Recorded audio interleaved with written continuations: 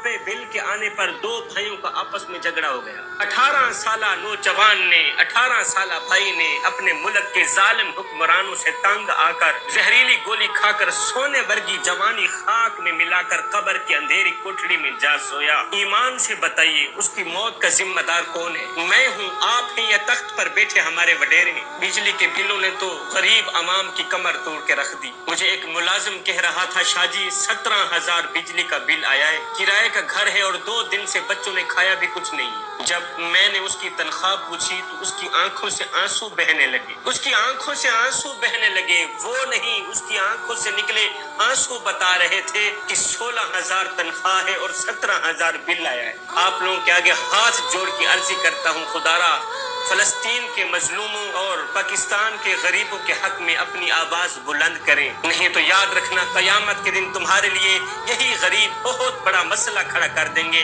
तुम बहुत बड़ी बला के मुंह में आ जाओगे, तुम बहुत बड़ी मुसीबत के मुंह में आ जाओगे। महंगाई के खिलाफ बोलने से या गरीब अवाम का साथ देने से वक़्त के यजीद अगर तुम्हारे खिलाफ होते हैं तो लाख बार होते रहे। तुम्हें अल्लाह के सिवा किसी फिरौन नमरूद से नहीं डरना चाहिए, किसी यजीद से नहीं डरना चाहिए। जो रात कब्र के अंदर आनी है वो बाहर नहीं आ सकती, चाहे जितनी भी सिक्योरिटियां रख लो। यार हमारे अंदर तो किसी का डर खौफ होना भी नहीं चाहिए। अल्हम्दुलिल्लाह हमारी माओ ने बचपन से हमें हुसैन को ही सुनाया है, यजीद को सुनाया ही नहीं है। इसलिए आज अगर किसी तख्त पर यजीद बैठा हो, नमरूद बैठा हो, फिरौन बैठा हो, तो हमें बिल्कुल भी इस बात का डर नहीं लगता कि वो हमारी गर्दन उड़ा देगा, हमें सूली पर चढ़ा देगा। हमें बिल्कुल भी इस बात का खौफ नहीं है कि वो हमारा सर तन से जुदा कर देगा। सुनो, हमें इस बात का पक्का यकीन है कि हम अगर टुकड़े टुकड़े भी हो जाएंगे तो इंशाअल्लाह हमारी रूह करबला जरूर पहुंचेगी। खुदारा मेरे भाइयों, इस महंगाई के दौर में गरीबों की मदद करो, यतीम बच्चों की मदद करो।